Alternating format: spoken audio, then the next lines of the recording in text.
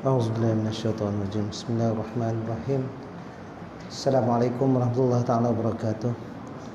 Ila hadratin Nabi Muhammad Rasulillah sallallahu alaihi wasallam, summa arwahi walidina jami'al muslimin wal mu'minin wal mu'minat al ahya'i minhum wal amwat, summa sahibi hadzal kitab sya'ab qad isara wa mutaddi wa usulihi wa qur'an. Sya'lul Fatihah.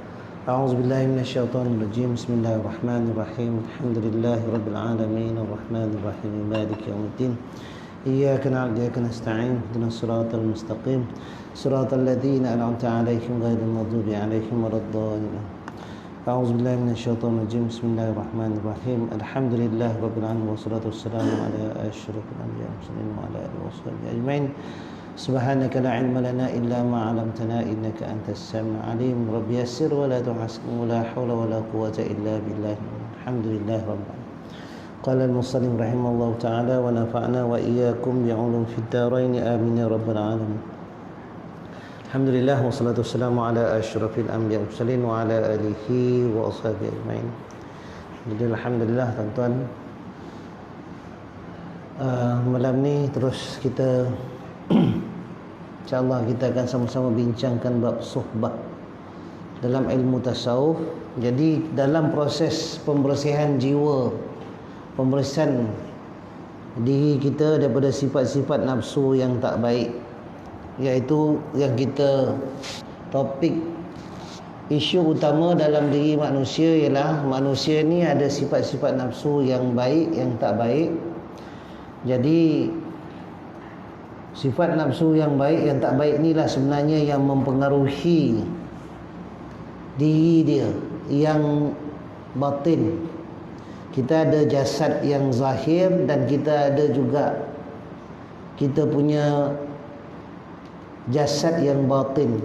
Jasad yang batin itu, jasad yang luar ni fizikal lah. Yang batin itu hati kita ataupun roh kita. Jadi bila kita beramal ibadah kepada Allah Subhanahu Wa Taala, Allah Taala tengok kedua-dua aspek ni, tengok fizikal kita, tengok rohani kita. Baik, jadi bila kita beramal ibadah kepada Allah Taala, luaran atau jasad kita yang fizikal melakukan ibadah. Tapi bukan setakat luaran yang zahir saja ibadah, Allah Ta'ala tengok juga kita punya rohani kita, roh kita dalam melakukan taat kepada Allah Ta'ala. Macam mana roh melakukan taat kepada Allah Subhanahu Wa Ta'ala, iaitulah roh ini, jiwa ini, hati ini diperintahkan dengan melakukan sifat-sifat yang baik. Maknanya hati kita ni kena disertakan dengan sifat-sifat yang baik waktu nak melakukan ibadah kepada Allah Subhanahu Wa Taala. Jadi bila zahir melakukan ibadah yang disuruh oleh Allah Subhanahu Wa Taala, dengan gerakan-gerakannya, dengan bacaan-bacaannya yang zahir, plus ataupun ditambah, digabungkan dengan hati kita pada masa dan ketika itu kita buat amal ibadah ini dengan sifat-sifat hati yang baik. Contohnya ikhlas, contohnya penuh ingat kepada Allah Ta'ala, contohnya dengan sabar, dalam hati ada redha kepada Allah SWT. Lakukan ibadah tu dengan penuh rasa Allah Ta'ala tu maha kuasa, kita ni hamba Allah yang kecil, tawaduk. Jadi amal ibadah kita itu akan jadi berkualiti. Sebab luar kita ikut macam mana perbuatan sunnahnya, dalam hati kita sertakan dengan sifat-sifat yang disuruh oleh Allah Ta'ala. Tapi apa jadi kalau zahir kita melaksanakan amal ibadah, tetapi hati kita buat kita sertakan dengan sifat-sifat yang tak baik pada Allah SWT. Luarnya memang cantik melakukan amal ibadah, fizikal melaksanakan, bacaan sembahyang betul, rukuknya betul. Tetapi bila Allah Ta'ala tengok dalam hati kita, buat sembahyang itu niat dia bukan kerana aku, bukan untuk mengingati aku, tapi buatnya untuk tujuan lain, matlamatnya lain, nak dapat kemasyhuran manusia, nak dapat glamour,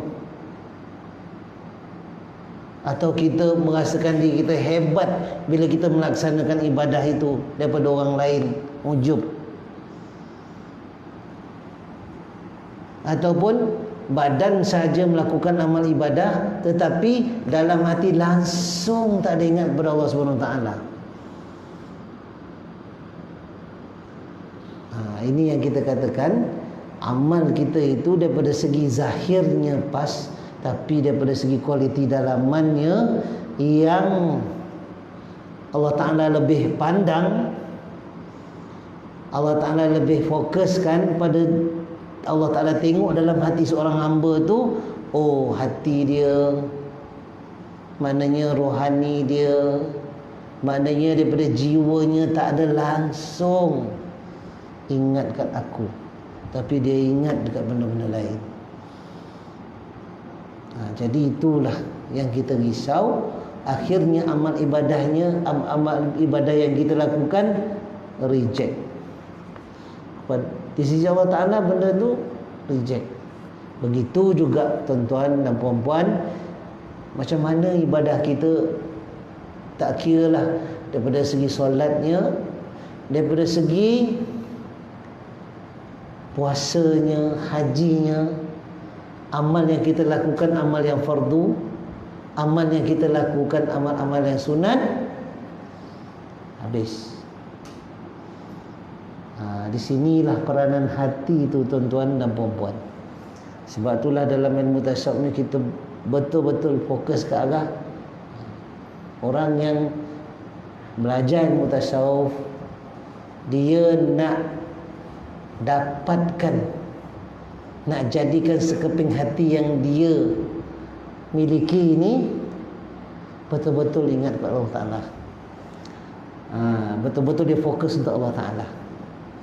Maknanya Allah Ta'ala tu diutamakan daripada segala sesuatu yang ada dalam dunia ini. Sebenarnya hati kita ini fokusnya untuk Allah Ta'ala. Jadi betul tak tujuan dia itu capai apa yang Allah Ta'ala cakap, wa ma khalaqtul jinna wal insa illa liya'budun. Di situ, tidak aku ciptakan jin dan manusia melainkan untuk beribadah kepada aku. Maknanya memang ibadah kita ni kita persembahkan buat Allah SWT, kita utamakan, kita dulukan buat Allah SWT. Jadi sebab itulah bila kita belajar ilmu tasawuf ni, berjuang kita untuk bersihkan hati tadi, biar hati ni fokusnya kepada Allah Ta'ala, biar kita hiasi hati ni dengan sifat yang baik. Dan sebelum datang yang baik itu, macam mana kita nak bersihkan hati ni? Tazkiyatun nafs. Jadi dalam proses tazkiyatun nafs ni yang kita belajar, ada peringkat-peringkat, ada amaliyah ataupun ada proses-prosesnya. Bukan tak ada, step by step, ada langkah demi langkah. Dan langkah, antara langkah yang pertama kita belajar ialah suhbah, iaitu kita berdamping dengan tuan-tuan guru yang soleh, yang membimbing kita dengan memperbaiki amal, memperbaiki kita punya amalan syariat kita, akidah kita betul, fiqh kita betul, tasawuf kita belajar, dibimbing kita, dan juga dia ajar kita dengan zikir-zikir. Yang mana tuan guru ni dulu dia juga belajar daripada tuan guru dia zikir-zikir ni, dan berlangsunglah kesinambungan zikir ini, belajar zikir ni sampai kepada Rasulullah sallallahu alaihi wasallam. Ini yang dikatakan zikir tariqah. Mana Rasulullah mengajar sahabat zikir, cara berzikir, dan cara berzikir itulah yang diturunkan daripada satu generasi, daripada satu guru kepada anak murid, kemudian berlangsung proses pengajaran dan amalan zikir ini, penurunan zikir ini sampai ke zaman kita. Itu dia. Dan bila berzikir ini, inilah dia yang akan lebih cantik kepada pembersihan hati kita. Ala bi dzikrillah tatmainnul qulub. Jadi sebab tu orang yang belajar tasawuf ini, dia tidak akan lari daripada amalan zikrullah. Tak ada orang yang belajar tasawuf kemudian dia belajar habis dia belajar ilmu sahaja. Biasanya memang tuan-tuan guru dulu, orang dulu mesti dia ada cari guru pembimbing rohani dia. Ini yang kita namakan suhbah. Suhbah, bimbing kita dalam bab syariat, bimbing kita bab tariqah. Sampailah tuan-tuan dan puan-puan, akhirnya nanti bila dah berlaku pembersihan hati itu, Allah Ta'ala akan bagi hidayah taufik. Makin lama rohani kita akan berlaku peningkatan demi peningkatan, insya-Allah sampailah ke tahap ilmu hakikat dan juga ilmu makrifah. Ini adalah hidayah taufik daripada Allah Subhanahu Wa Ta'ala. Jadi sebab itulah kita sekarang ni kita tengah bincangkan dalam bab suhbah. Jadi yang ketiga, Ibnu Athaillah As-Sakandari ini dah ke belum? Saya punya penanda menandakan kat situ, tapi tak tahulah dah baca ke belum ni. Setengah ke sampai mana? Perenggan pertama, perenggan kedua, ketiga ke dah habis baca Ibnu Athaillah As-Sakandari? Belum lagi. Okey, belum lagi. Baik, Syekh Ibnu Athaillah As-Sakandari, ulama daripada Iskandariyah. As-Sakandari itu ialah nama tempat dia lahir dan dia bermustautin asalnya. Iskandariyah, Alexandria, di mana ni? Di Mesir. Okey. Seorang ulama yang awalnya seorang faqih. Faqih ini ialah orang yang belajar ilmu, orang yang mempelajari ilmu tauhid, ilmu fiqh sampai ke tahap syekh, ulama besar, orang yang sangat mendalami. Mazhabnya ialah mazhab Maliki. Mazhab akidahnya ialah Ahlussunnah wal Jamaah. Okey. Kemudian datuknya seorang ulama fiqh yang terkenal.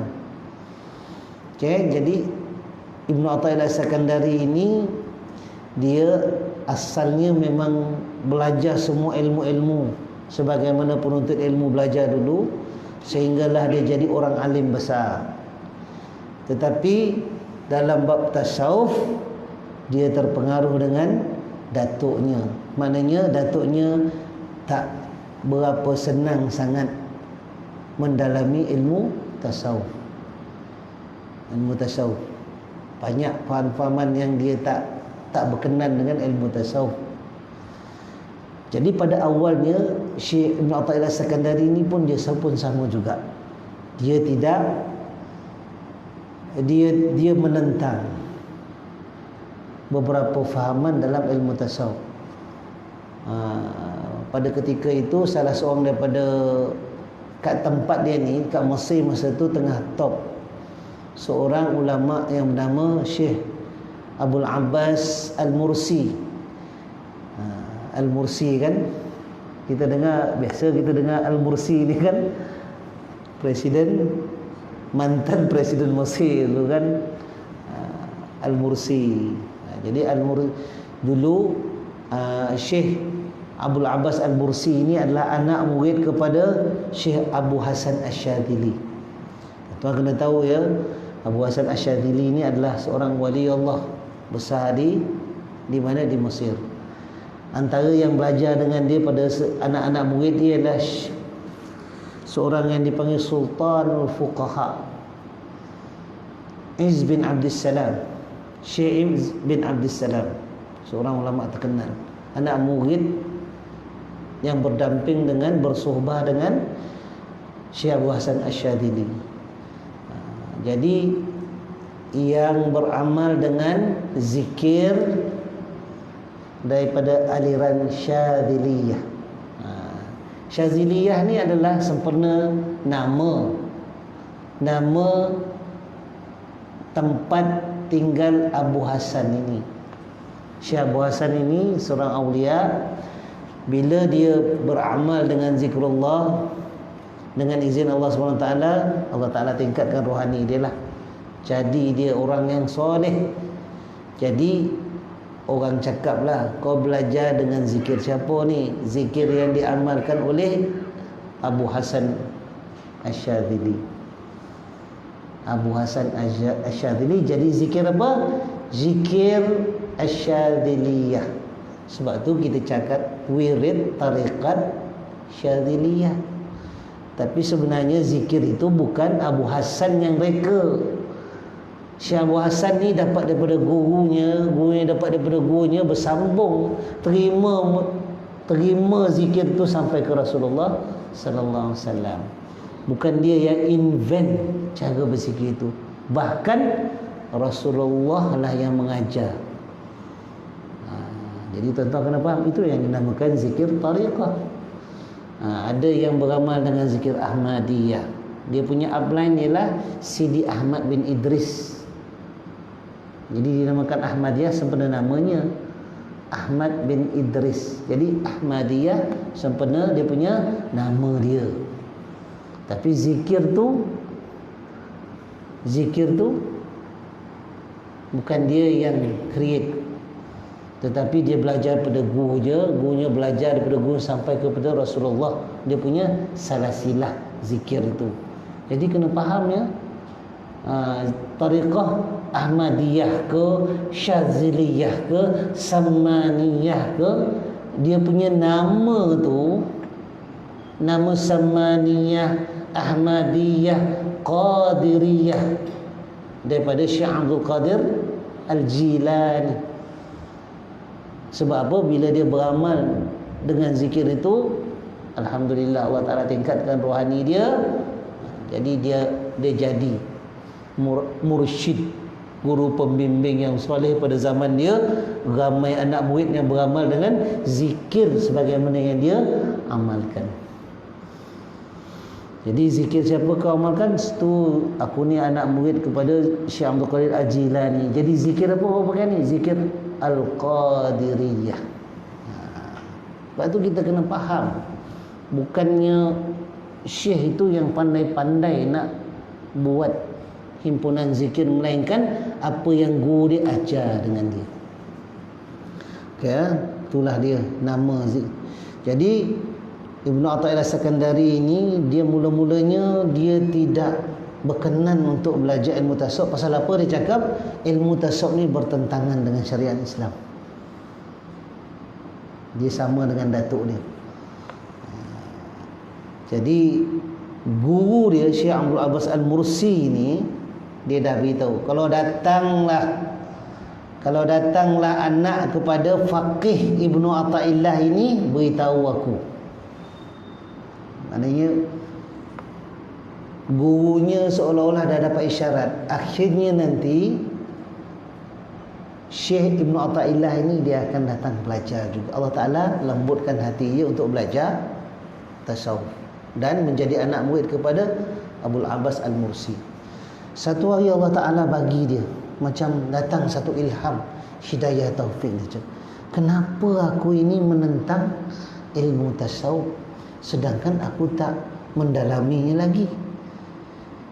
Kalaulah ilmu ini salah, cukuplah setakat tu aku belajar dan aku tinggalkan. Tapi macam mana kalau ilmu ni betul? Tak salah aku belajar. Jadi ini konflik yang berlaku dalam hati Ibn Athaillah As-Sakandari. Kenapa aku tak suka dengan Syekh Abdul Abbas Al-Mursi? Aku tak pernah berjumpa dia pun lagi. Aku tak pernah duduk pun dalam majlis dia lagi. Kenapa aku berkonflik dengan dia? Alangkah bagus aku pergi, aku dengar apa yang dia ajar. Kalau betul aku ikut. Kalau salah aku tinggalkan. Jadi ini ilham yang Allah Ta'ala bagi dalam hati Syekh Ibn Athaillah As-Sakandari ini. Akhirnya dia pun duduk dalam majlis.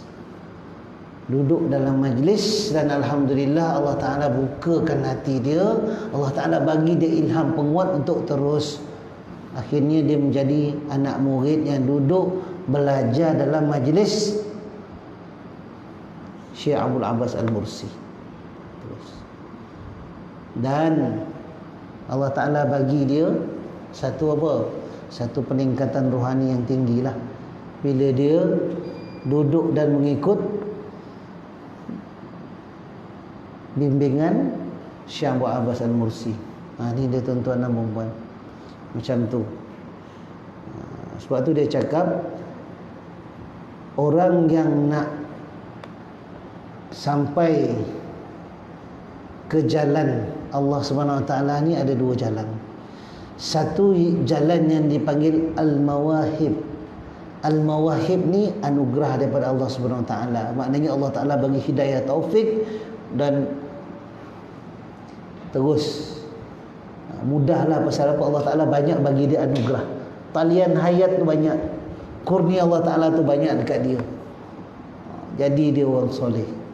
Satu lagi jalan yang nak menghampirkan diri kepada Allah Ta'ala, dia ada satu jalan lagi yang dipanggil Al-Makasib. Al-Makasib ini ialah jalan orang tu belajar, cari guru, kemudian dia beramal dengan betul-betul syariat, dia jaga dan dia beramal dengan zikrullah, membersihkan hatinya, berkhulwah, beruzlah, jauhkan hati dia jauhkan diri daripada sifat-sifat yang tak elok. Maknanya jaga pantang larang. Pantang larang ialah hati itu cenderung untuk mengikut sifat-sifat yang tak baik. Jadi mujahadah, melatih diri supaya berzikir, ingat kepada Allah Ta'ala, dan jaga pantang hati ini tidak mengikut apa yang disuruh di hawa nafsu. Kombinasi dua ini, kalau istiqamah, insya-Allah Allah Ta'ala akan bagi apa?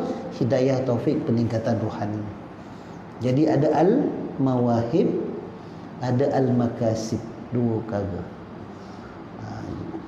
Jadi akhirnya Allah Ta'ala tingkatkan.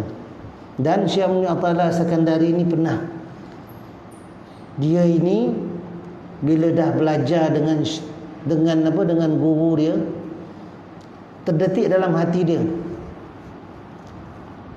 Mana belajar ilmu itu dah sedap belajar ilmu, membersihkan jiwa ni, dah dapat dia punya kick.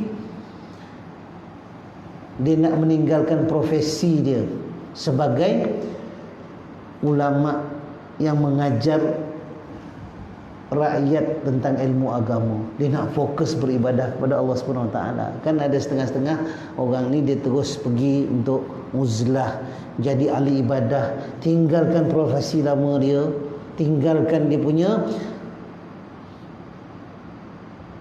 pekerjaan mengajar manusia ilmu agama ni. Sebab dia ulama besar dekat Iskandaria, dan dia juga mengajar di Universiti Al-Azhar. Jadi baru terdetik dalam hati dia. Lepas tu nak jumpa dengan, bila sampai kat depan guru dia, belum sempat tanya soalan apa-apa, guru dia Syekh Abdul Abbas Al-Mursi ni cakap, dulu saya ada anak murid, dia ni pemerintah. Maknanya orang yang terlibat jadi penguasa sesebuah daerah lah. Dia terlibat jadi apa? Pentadbir, penguasa. Dia pun bercadang nak tinggalkan jawatan tu, nak lepaskan jawatan. Pasal apa? Nak fokus beribadah kepada Allah Ta'ala. Dah sedap dah beramal. Tapi kita tak benarkan. Syekh tak benarkan. Pasal apa? Bukan macam tu cara orang yang terlibat dengan jalan beramal. Orang yang terlibat dengan jalan beramal ni, walaupun dia nak membersihkan hati dia, dia tetap dalam apa? Keadaan yang Allah Ta'ala dah tentukan bagi dia. Maknanya kalau kerja tu jadi cikgu lah. Kalau kerja tu jadi pentadbir lah. Tetapi dia tetap beramal dengan apa yang diajarkan pada dia. Jagalah yang haram, jaga. Yang halal ikut. Yang disuruh Allah Ta'ala buat. Sambil tu tingkatkan amal. Kan? Sampailah Allah Ta'ala bagi dia satu ketentuan lain.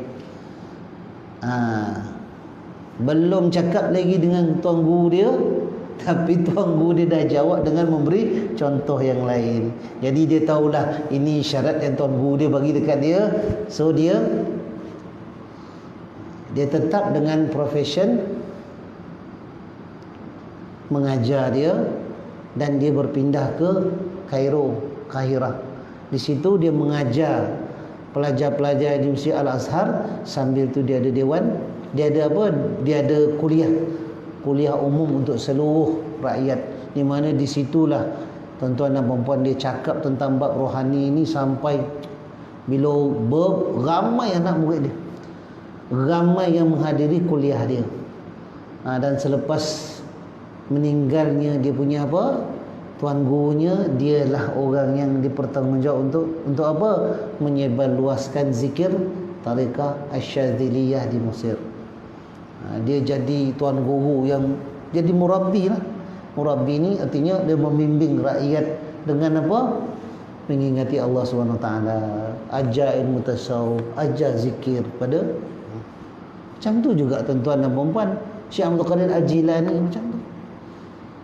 Bila dia dah dapat, Allah Ta'ala dah tuan guru dia bagi irsyad kat dia.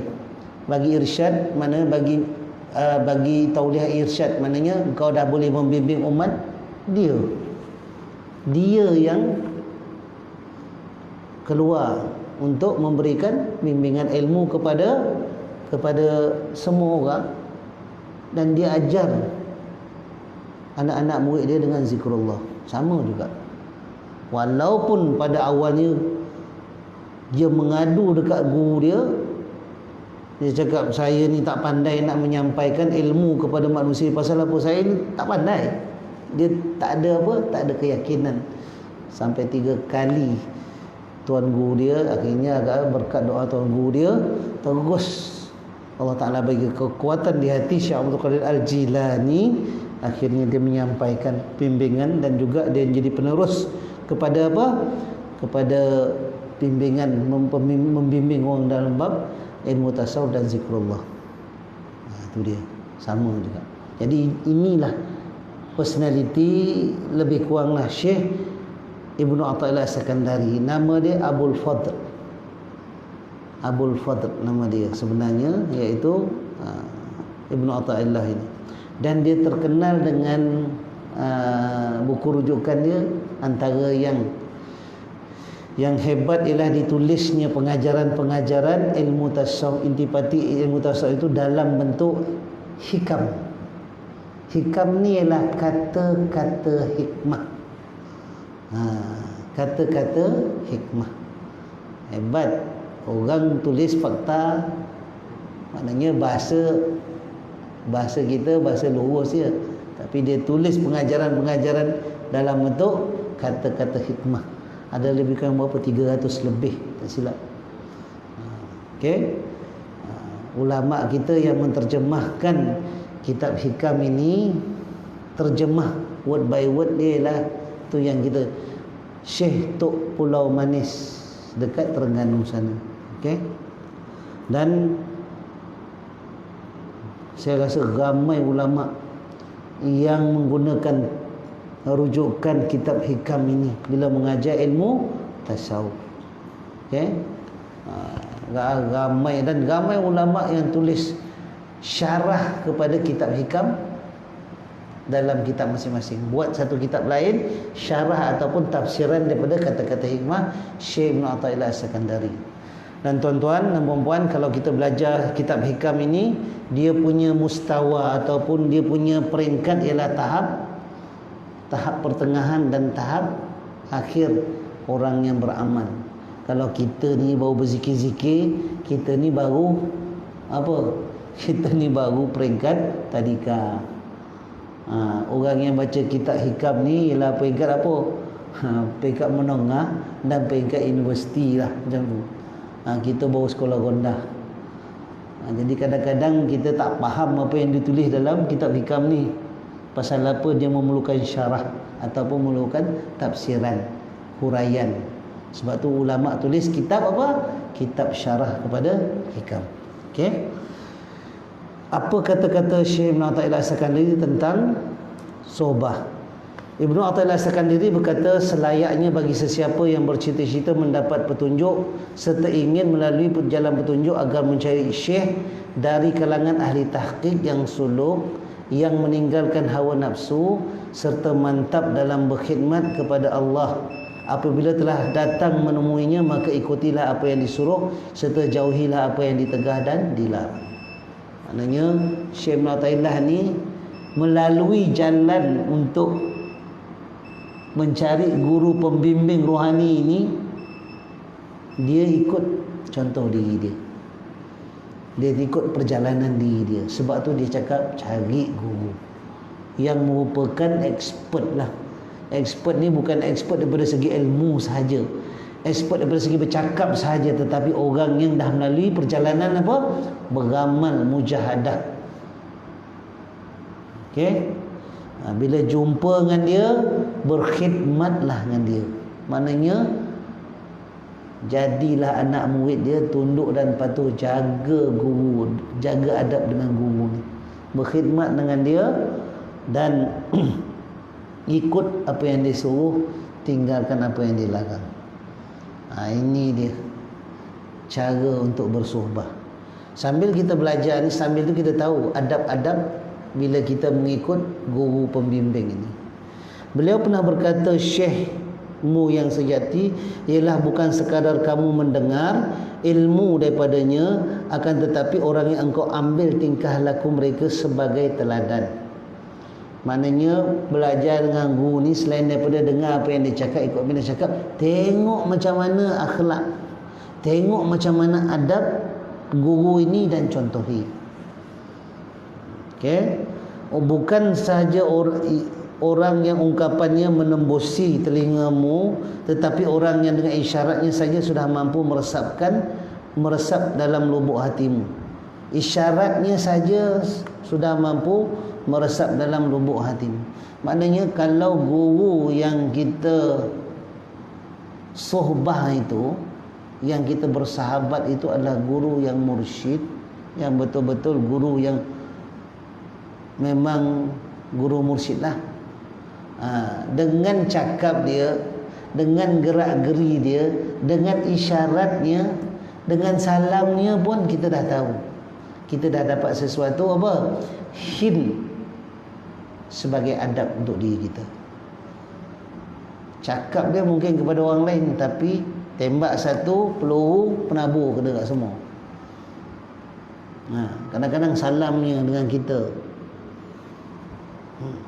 pandangnya dengan kita, semuanya ada hint yang perlu kita fikirkan. Kadang-kadang memang dia bercakap, saya bercakap dengan dia, tapi kadang-kadang apa yang saya cakap, anak-anak murid jangan cakap, oh ini kepada dia saja, tapi kita kena fikir benda tu untuk diri kita. Kita pun ada macam dia juga ke? Kadang-kadang dia tuju dia punya nasihat tu kat seorang, tapi rupanya nasihat tu bukan untuk dia seorang, tapi untuk semua. Fikirlah di sini. Kalau dia bercakap tentang lagak, tak suka, orang takabur apa semua, dia singgung satu anak murid, kan? Dia nasihat satu anak murid, benda tu ada tak dengan anak murid lain? Ada. Jadi samalah juga. Tu yang saya cakap macam peluru penabur tu, tembak kat seorang tapi habis, tepi-tepi ni semua kena. Sebab pasal apa? Perangai sama, lebih kurangnya. Okey. Dan bukan orang yang menjemputmu hanya di muka pintu, tetapi orang yang mengangkat hijab di antaramu dengan dia. Bukan orang yang berhadapan denganmu dengan hanya kata-kata, tetapi orang yang tindak tanduknya mampu membangkitkan kamu daripada lena. Ini bahasa lah. Maknanya tuan-tuan dan puan-puan, guru mursyid ini Allah Ta'ala bagi kepada dia hidayah taufik untuk membimbing anak muridnya zahir dan batin. Yang batin tu dididik hati kita, yang macam-macam sifat yang tak elok tu dibimbing dengan hidayah taufik Allah Ta'ala. Berkat berguru dengan dia, jadi baik hati kita. Dibimbing kita dengan zikir. Bangun, dia cakap, bangun pukul 4 pagi, bangun pukul 5 pagi, buat solat malam, beramal dengan zikir, buat seberapa banyak, beramal dengan istighfar, baca selawat, gini-gini banyak ni. Kalau dia bagi gini-gini banyaknya, cubalah capai. Sebab itu apa? Itu adalah disiplin diri yang dia nak kita capai, yang dia nak kita sampai kat situ. Pasal apa? Bila kita sampai kat situ, insya-Allah adalah bahagian hidayah taufik Allah Ta'ala bagi kat kita. Kan ada kan berkat selawat, berkat istighfar, berkat apa? Zikir. Kalau kita beramal kan ada kelebihan. Sekarang ni kadang-kadang kita punya fokus pun dah lari. Kita ni banyak berzikir kerana nak kelebihan itu dan kelebihan ini. Lalu diajar kita, kau berzikir, ingat ke Allah Ta'ala betul-betul. Niat kau berzikir pun niat kerana Allah Ta'ala. Kerana apa? Nak bersihkan hati. Jangan pasal kelebihan tu, jangan pasal kelebihan ni. Kita ni tak ada lain kadang-kadang, agaknya ke dunia. Berzikir nak kaya lah, nak itulah, nak inilah, macam tu. Tapi seorang mursyid itu dalam bab niat anak-anak murid dia berzikir pun dia akan apa? Dia akan ajar, dia akan bentuk, dia akan bimbing kita. Sampai lubuk hati kita pun dengan izin Allah Ta'ala dia boleh baca. Tu dia. Tak macam mana dia tahu kita berzikir ni kerana nak dipermudahkan dapat bisnes. Aduh, macam-macam anak-anak murid ni. Itu pun dia percaya baca, tapi dia tak adalah terus direct tegur macam tu. Maknanya dia akan tegur dalam dia punya bahasa yang berhikmah. Adalah cara dia yang bijaksana, yang Allah Ta'ala dah bagi irsyad, bagi hidayah taufik kepada dia untuk bimbing anak murid tadi. Tu tuan-tuan, macam tu sekali. Okey. Dia bukan nak menyambut kita, datang kita dia sambut, borak, lepas tu balik, tak ada. Dalam borak tu pun ada dia punya kata nasihat dia. Ada kata nasihat. Kadang-kadang diam dia. Tapi tangannya berkuit-kuit macam mana? Zikir. Kan? Macam ni. Kita lah jumpa dia, Assalamualaikum, Waalaikumsalam, apa khabar, khabar baik, Alhamdulillah. Diamnya. Tapi kita tengok dia berzikir. Dalam pada tu pun kita tengok tuan guru itu berzikir, mesti kita dapat jasnya. Allah, tuan guru dan berzikir, dan ni ingat apa ni. Kita pun masa tu lah kelang kabut berzikir. Rumah tak zikir tu, depan tuan guru zikir, tak apalah. Mana di situ pun kita belajar. Dan lain kali kita ingat pengajaran tu. Tuan guru dan ni patutlah macam-macam tu pun masih lagi ingat Allah Ta'ala, berzikir. Jika kita jadi anak murid ni pun dapat jas. Tu tuan-tuan. Sebab tu dia dengan isyarat dia sahaja, maknanya dia gerak-geri dia. Okey. Tak semestinya yang dia cakap saja. Apa yang dia buat, tengok. Itu pun kadang-kadang jadi sumber ilmu kepada kita. Syekhmu yang hakiki lah yang mengeluarkan kamu daripada penjara hawa nafsu, kemudian masuk bersama menemui hadrat ilahi. Maknanya dia akan bimbing kita insya-Allah.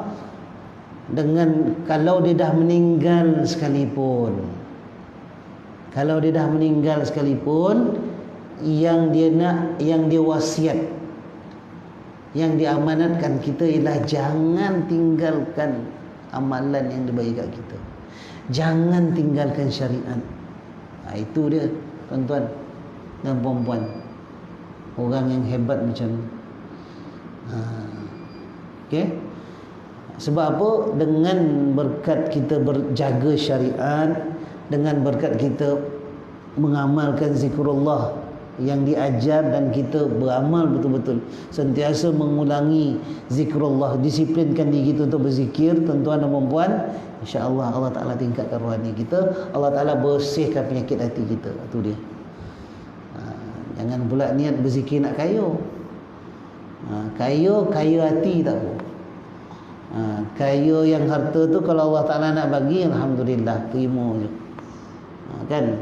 Manalah tahu kan? Tapi ingat, fokus balik harta ni dapat pasal apa? Jangan makin kuat berzikir, makin banyak harta. Makin kuat berzikir, makin banyak harta. Lama, kadang-kadang Allah Ta'ala uji hati kita. Kita pun mula memperbanyakkan zikir. Pasal apa? Kalau banyak berzikir, lagi banyak harta. Habis niat kita lagi. Habis kita punya apa? Nawaitu kita beramal tu habis. Ini kadang-kadang kita tertipu dengan apa? Dengan nawaitu kita sendiri. Allah Ta'ala uji gitu. Ingat, berzikir itu perintahnya lah untuk membersihkan hati daripada penyakit-penyakit batin. Okey. Syekhmu yang sebenar ialah yang sentiasa menggilap cermin hatimu sehingga terpancar daripadanya cahaya keagungan Tuhan. Dia membangkitkan kamu agar menuju kepada Allah, lalu kamu menuju kepadanya, berjalan bersama-sama hingga kamu menemuinya. Dia sentiasa memperbetulkan perjalananmu hingga mempertemukan kamu dengannya, lalu dia mencampakkan kamu ke dalam cahaya hadrat Rabbul Izzah dan mengatakan kepadamu, inilah kamu bersama Tuhanmu. Kalau dia dulu tuan guru dia bimbing dia daripada satu peningkatan rohani kepada satu peningkatan rohani, macam tu juga guru yang kita suhbah ini, dia akan ikhtiar dengan izin Allah SWT supaya rohani kita turut meningkat. Ini guru yang sebenar, tuan-tuan dan puan-puan. Dia nak tengok kita pun meningkat dalam bab rohani ini. Maknanya meningkat rohani kita, meningkatlah ketakwaan kita di sisi Allah SWT. Itu artinya iman kita meningkat, takwa kita meningkat, dan istilah dalam ilmu tasawuf ialah ma'rifah kita dengan Allah Ta'ala pun makin, pengetahuan kita kepada Allah Ta'ala pun makin lama makin meningkat. Ibnu Athaillah juga berkata, jangan kamu bersubah dengan orang yang hal keadaannya tidak boleh membangkitkan imanmu dan kata-katanya tidak mampu menunjukkan kepada Allah. Sama Nabi cakap, yang dia bagi contoh, dia cakap kalau nak baik, duduklah dengan penjual minyak wangi. Jangan duduk dengan apa? Tukang bosi. Orang yang duduk dengan penjual minyak wangi dapat dia punya wangi, kan, walaupun tak boleh, dapat wanginya. Sama juga dengan kalau bersohbah, berdamping dengan orang yang tak baik kelakuan, yang tak baik akhlaknya, macam tukang besi tadi, dapat kalau tak bocor baju, kalau tak berjelaga lubang hidung, dapat dia punya apa? Panas dia. Maknanya dapatlah dia punya serpih, dia punya tempias-tempias kejahatan. Sebab itulah itu yang dipesan oleh Ibnu Athaillah As-Sakandari. Jadi Itu dia pendapat dia tentang sohbah.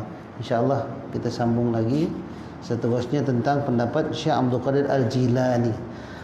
Ini yang kita nak belajar ni. Syekh Abdul Qadir Al-Jilani ialah Sultanul Awliya, ketua kepada segala wali pada zaman dia. Syekh Abdul Qadir Al-Jilani. Kita cakap Al-Jailani, ni tak betul ni. Syekh Abdul Qadir Al-Jilani sebab dia daripada negeri Jilan di Iraq sana. Ada daerah nama Jilan. Kita Jailan jalan ni, sampailah Jailani Kengkang pun gitu. Itu nama jalan ni, Kengkang kan ada dulu.